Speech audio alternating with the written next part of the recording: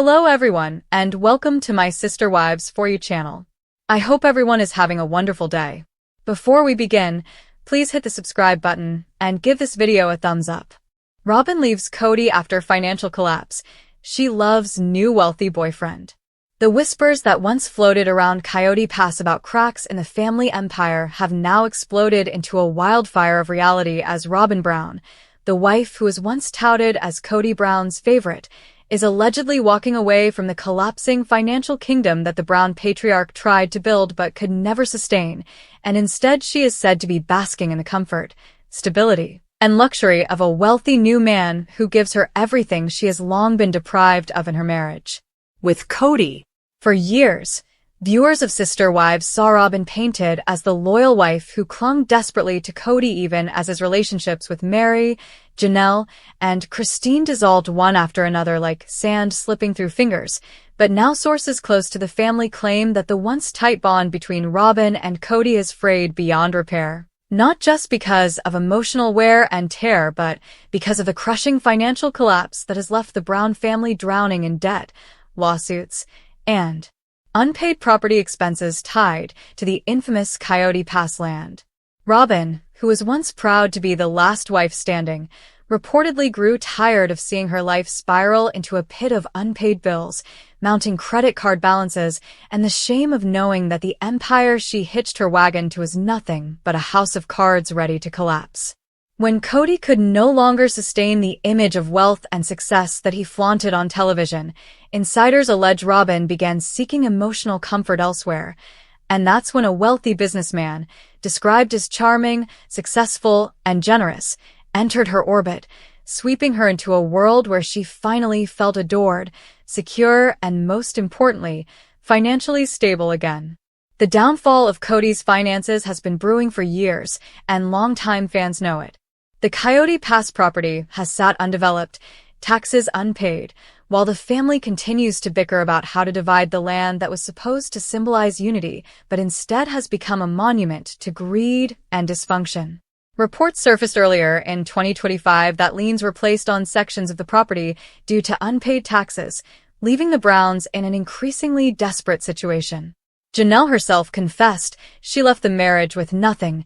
Mary has made pointed remarks about the financial strain of the polygamous lifestyle, and Christine has flourished since leaving Kody's orbit, making it clearer than ever that staying with Kody was no longer the golden ticket it once appeared to be.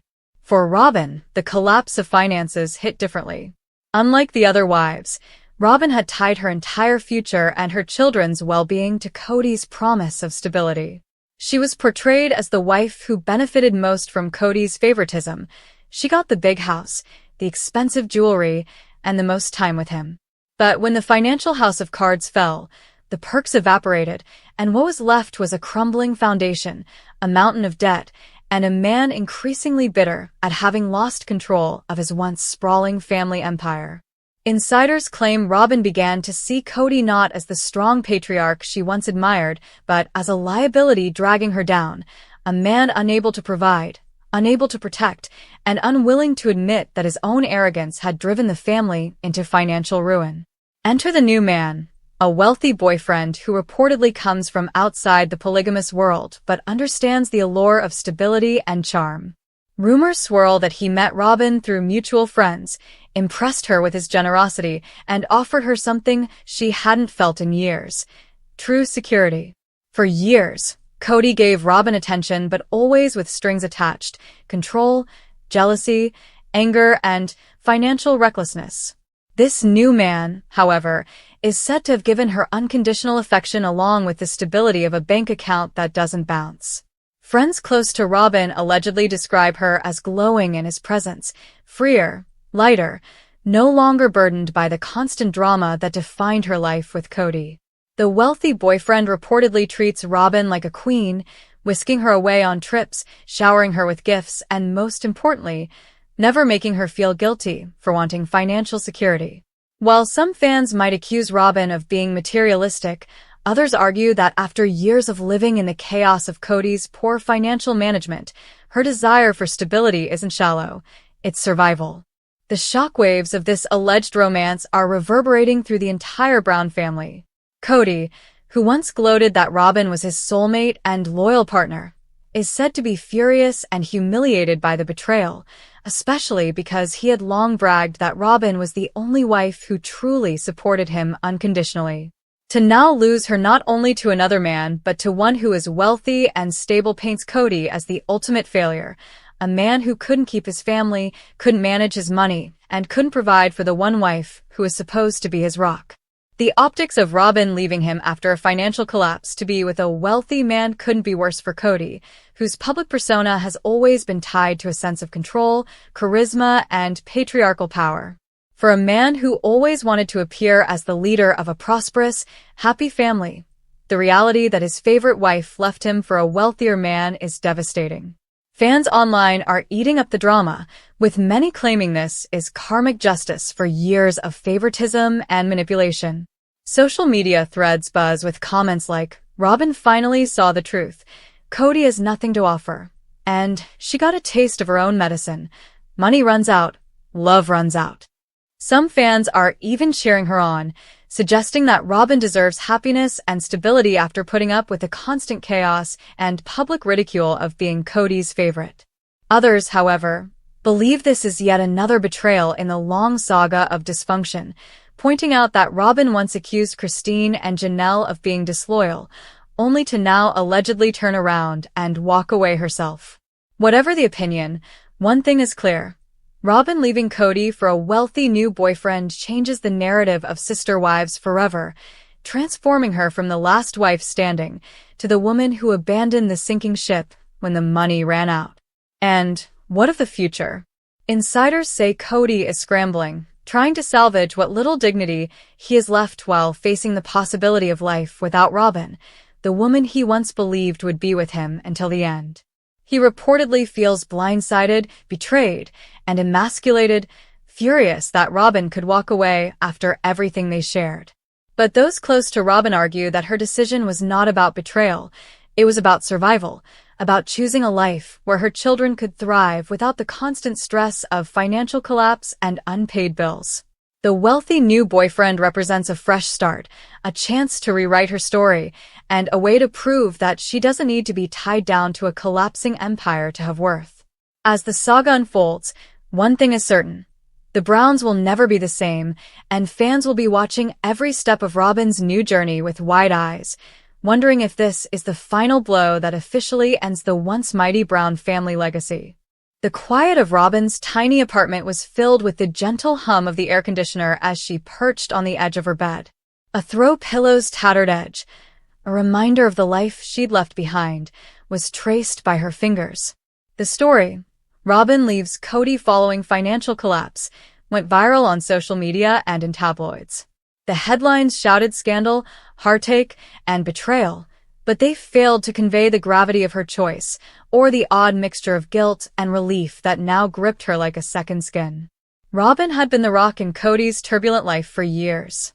Once a flurry of passion and common goals, their relationship has deteriorated into a precarious balancing act. In their early days together, she had been captivated by Kody's charisma and his exuberant nature. He had the ability to control a room and, when he focused on you, made you feel as though you were the only person there. However, there was a dark side to that charm, recklessness, impatience, and a propensity for making unfulfilled promises. Robyn had loved him very much, but a life with unsteady foundations couldn't be held together by love alone. Despite what the headlines suggested, the financial collapse was not abrupt. It was a death by 1,000 cuts, a sluggish bleed. Kody's extravagant and dangerous business endeavors had begun to fail years prior. He would invest in one scheme after another, including software firms that failed, real estate transactions that never concluded, and cryptocurrency ventures that crashed overnight.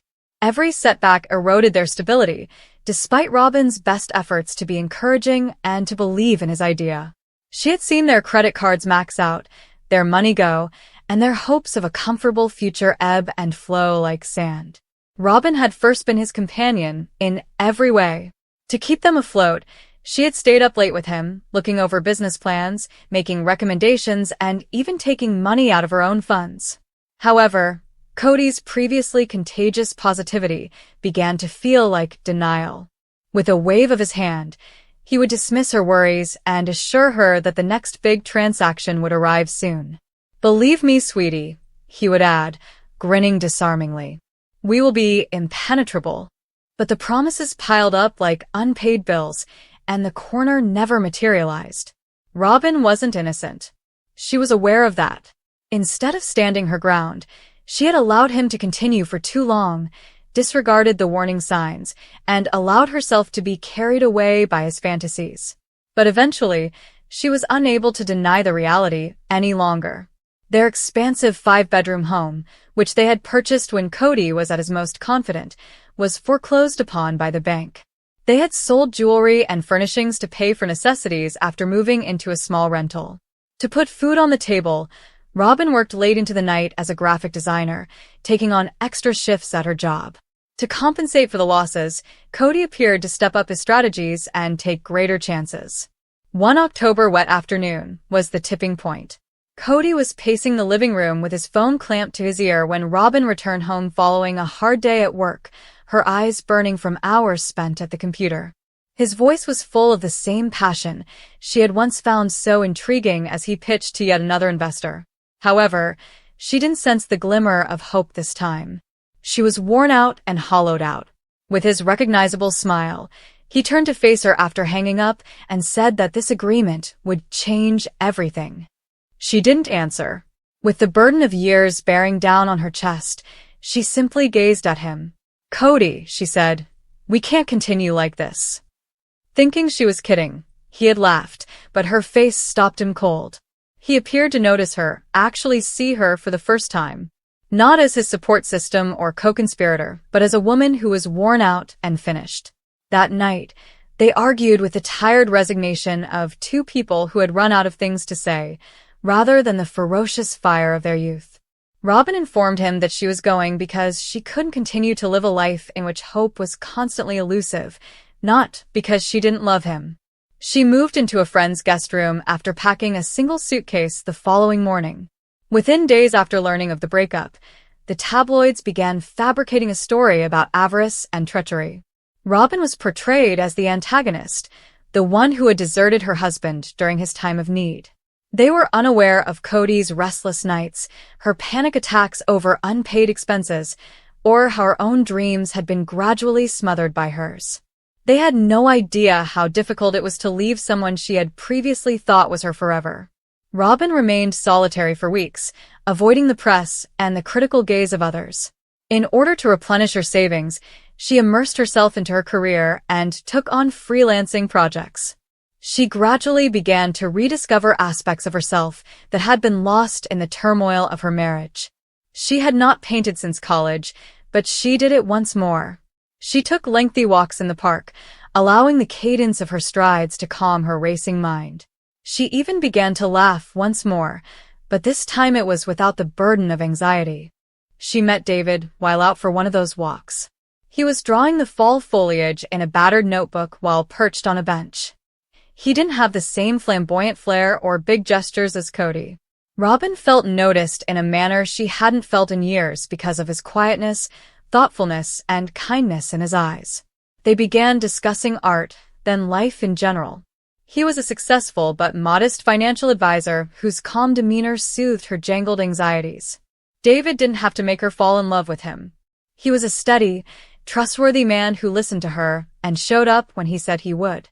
They spent hours conversing over coffee and pastries during their first date at a tiny cafe. Robyn found herself talking about her past, including the breakup with Kody as well as the anxieties and dreams she had suppressed. David didn't make any promises to her or try to fix her. He simply listened, and once she finished, he leaned across the table and gave her a firm squeeze. Based on respect for one another and similar ideals, their friendship developed gradually. David's fortune was not the result of extravagant gambles, but rather of meticulous planning and hard labor. He had a modest home full of art and books, and he lived well but not extravagantly. His groundedness and lack of pretense were qualities Robyn adored in him. She felt free to breathe for the first time in years, as if she didn't need to prepare for the next disaster. Naturally, when the tabloids learned about David, they had a field day. They cheered, "She loves her new wealthy boyfriend," as though Robyn's emotions could be summed up in dollar numbers. They failed to see that she wasn't drawn to David because of his wealth. It was his stability, his kindness, and the way he gave her the confidence to dream once more. She didn't always have to be the strong one with David. She might simply be Robyn, hopeful, healing, and imperfect. Although it wasn't flawless, David's life was genuine. On the weekends, they planned little excursions, cooked meals together, and visited art galleries. Robyn began to rebuild her career by teaching a local art class and taking on larger design assignments. She was creating her own ambitions instead of pursuing Kody's. And although the guilt of abandoning Kody persisted, it became less intense every day. She had lost herself in him, even if she had loved him. She was making her way back with David. Her marriage's demise due to financial difficulties turned into an odd sort of gift. Robyn was compelled to face her life and the person she had become as a result. Perhaps for the first time, it forced her to make her own decision. The storyline in the headlines was usually oversimplified. David was the handy rebound, Kody was the tragic hero, and Robyn was the gold digger. However, the reality was more human and messy. It was about a woman who had survived a fire and discovered that love was about knowing when to let go rather than clinging to it at all costs. Robyn considered the life she was creating as she sat on her bed with the pillow still in her hands. It wasn't the grandiose, happily ever after kind of finale she had envisioned as a child. Infinitely more hers, steadier and quieter. She put the pillow down and grinned to herself, a tiny, personal grin. She felt prepared for whatever lay ahead for the first time in a long time.